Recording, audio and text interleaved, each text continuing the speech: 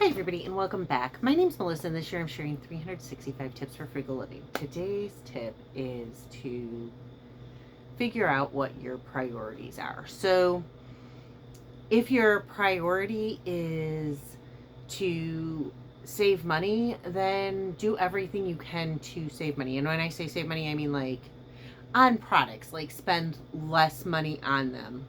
If it's to save money like in a savings account, then take that money that you can save, find any way you can save it, and put away money. Even if it's like $5-10 a week, build that, put that as a priority.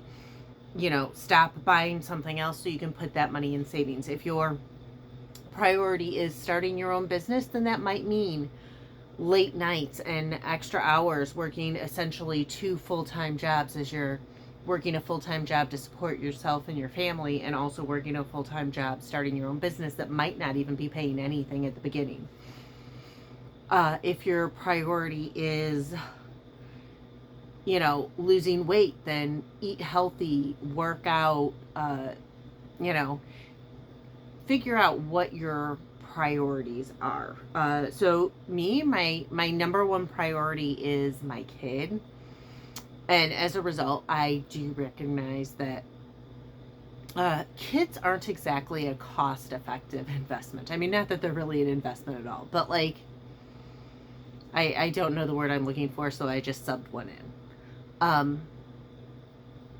So when my kid would have something at the school, like an award ceremony or something, I would always do my best. Ironically enough, the only year I couldn't take off and go to his stuff was I was teaching at his school like 10 minutes away, but literally every time his school had something, there was a thing that I was required to be in at my school, so I couldn't take a personal day. It was really, really crappy. But I knew that meant like less hours, or how I was going to use PTO or whatever. So my kid was it still is the priority, but it meant spending money on their activities, which meant that I would go without certain things for myself. And I mean, I'm not complaining at all. I mean, it's a very normal sacrifice a lot of parents make. In fact, I know a lot of people who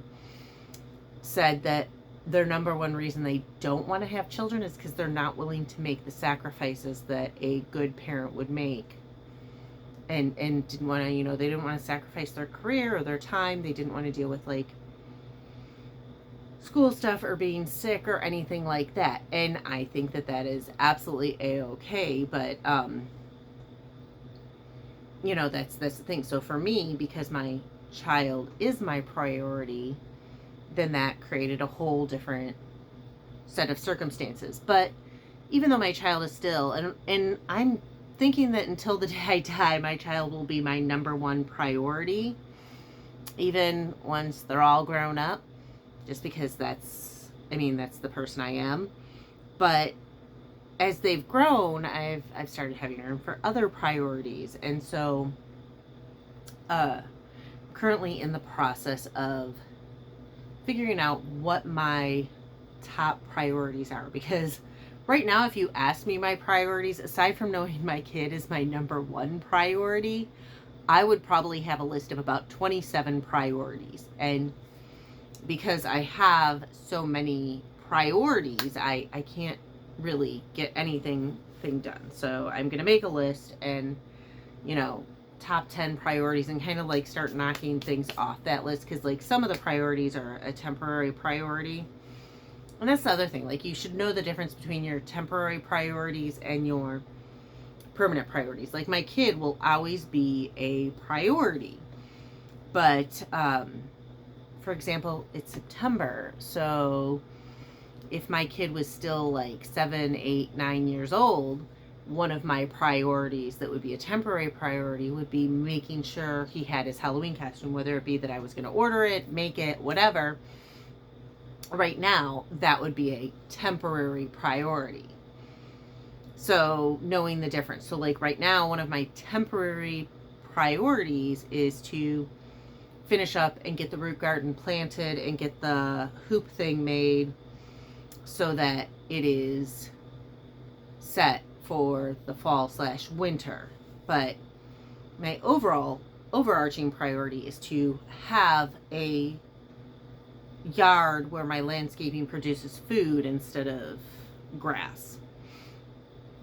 So essentially, you want to figure out what your priorities are, figure out what your top priorities are, and figure out how to reach that. So if you don't know where your priorities lie, it's kind of hard. And like I said, for me right now, it's just because my life has become very overwhelming right now. So I have so many priorities as things fall behind. I took on way too much. It's 100% my fault. But I'll get there. I just feel like I'm at that crushing point. And if you're like me, you know what I mean, where it's like everything's like, gotta do it now in the next like 3 weeks. So make a list of priorities. And you're probably wondering, well, like, yeah, that's great advice or whatever, but what does that have to do with being frugal? Well, chances are something on your list of priorities is financial or financial related. Things that are priorities for me, paying off the car, getting out of debt. Those are very financial priorities.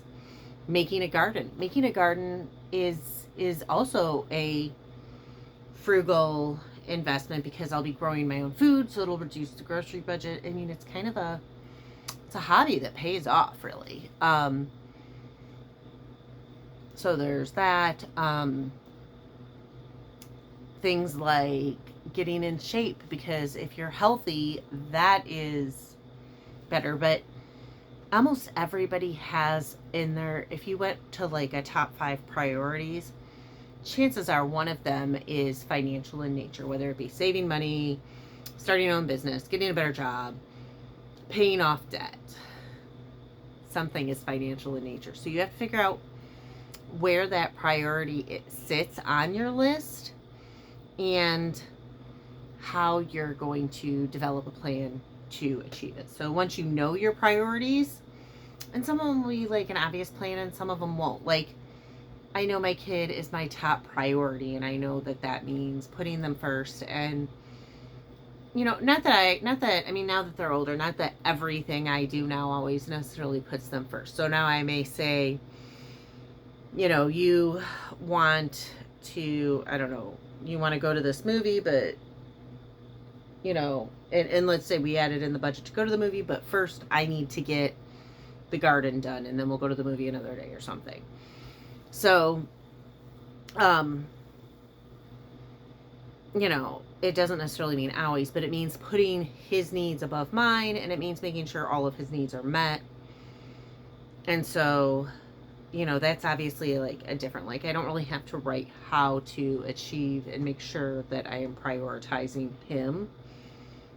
Some people might need that. And if you need to write, if you've gotten so overwhelmed with work and stuff, and you're a parent and you prioritize your kids and you want to write down strategies and goals and how you're going to prioritize them, that's fine. So it's not a criticism of that either, because I also understand, like, sometimes that work-life balance and you feel like you're sacrificing your family, and so you may need to write a plan to prioritize that, and that's okay. So please don't take, it's just how it falls into my life. It would be, there's not really a plan situation in that one. But I need to make my top 5 priorities. I will make a plan to achieve them so that I can do it. Because once you know what your priorities are and can make a plan and actually make your priorities, it'll make everything else kind of fall into place. And some people are really good about, like, prioritizing what is important, and what is important to you may be very different than what is important to me, and that's okay. Right now your priority may be buying a house, so you need to work on making sure your credit is pristine, whether it's fixing your credit or just keeping your credit good, not opening a credit card, anything like that. saving money. Like, so that would look very different than like my priority would be, you know, things like paying off a mortgage. So I mean, same kind of a, even though they're both having to do with housing, they're going to be very different strategies. So figure out what your priorities are, and then make a plan to keep those priorities as priorities. Because if you say your priority is saving money so that you have a nest egg, and then you go out and continue to, you know, buy every little piece of impulse crap available, then that's not a priority. If you say that your priority is buying a home, and then I watch you, you know, live in a $2,000 luxury studio apartment and order the new Stanley Cup and all of the most expensive processed food, like the ultra processed food that's like super expensive because it's like organic ultra processed food, so therefore it's healthier, and stuff like that, then buying a home isn't a priority. I mean, unless you're making like $1 million a year, in which case I guess you can afford to do that. But when you live in a luxury apartment and you're getting all of those and living a luxury lifestyle, home ownership is not a priority to you, because your lifestyle is what your priority is. So figure out what your priorities are and make sure you're actually prioritizing them. And if you're not, you know, it's okay to question, because maybe home ownership isn't really your priority. Maybe your lifestyle is your priority. And then that's okay. If that's the case, that's okay. I'm not gonna say you can't have that be your priority, but then you need to figure out what you're gonna do instead, and realize that maybe home ownership isn't your priority, and if it really is, then you need to make changes so that it can become. So that's my tip for frugal living today. Figure out your priorities and make sure you're actually prioritizing your priorities. Anyways, again, my name is Melissa, and this year I'm sharing 365 tips for frugal living. If you want to hear more, please hit like and subscribe, and I'll see y'all tomorrow.